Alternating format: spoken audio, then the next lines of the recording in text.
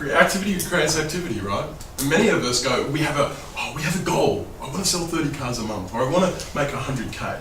But we don't do the level of activity associated with it. Right. And so that goal just becomes a dream or a fantasy, right?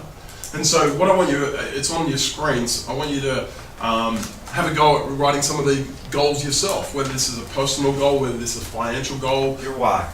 Yeah. Start with your why, and then I want you to use the work philosophy. And the work philosophy is basically an acronym for what's on your screen. W stands for written down. In other words, you've got to write your goals down. They've got to be in front of you. They then have to be outrageous. Big goals. Stretch you. Right? Sometimes we're limited to what other people in our dealership are earning. Right? And the cool thing about this is we've got people from Michigan, we've got people from Ohio, we've got people from all around the country, yeah? And so we say, hang on, there's more out there. There's potential out there. I know a guy in Sydney that sells Mercedes-Benz and sells 35 cars a month from Mercedes-Benz, and he doesn't take a fresh up. He sells them all on WeChat. Who's heard of WeChat? WeChat? WeChat, W-E-Chat, which is basically the Chinese Facebook. Oh, yeah. Cool. Wow. Right? This guy's doing something that others aren't, right? But he's got an outrageous goal. R stands for reinforced. In other words, you need to have them everywhere. Your goals written down. You want to write them out every morning. You want to have them, in front of you when you wake up. You want to have them as the background on your phone if it's not the sales hustler's background. Yeah. Right. Everybody, come on, man, represent. There we go. There we go. But you want to, like, I remember watching the movie Cool Runnings. Anybody remember that one? Feel the rhythm, feel the ride. Sanka. I think it was Sanka, right? Yeah, He had the goal of living in Buckingham Palace. That's the house he wanted to live in, right?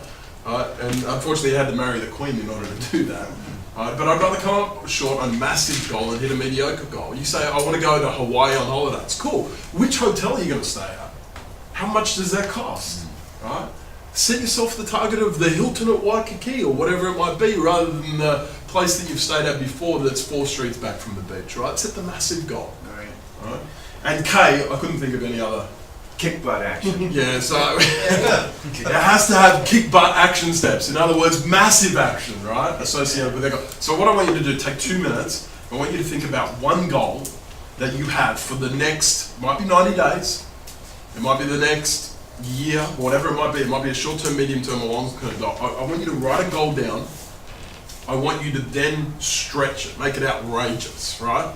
How many books do you want to sell, for example, right?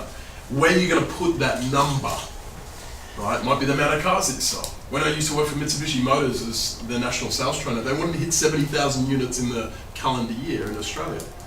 I went to their head office. Every single wall had the number 70,000 imprinted on it. Guess what? They made 70,000, right? Reinforced, and then have the action plan. So what am I doing today in order to do that? Take 2 minutes, write one goal down. You can share it if you like or not. That's completely up to you. Big goals.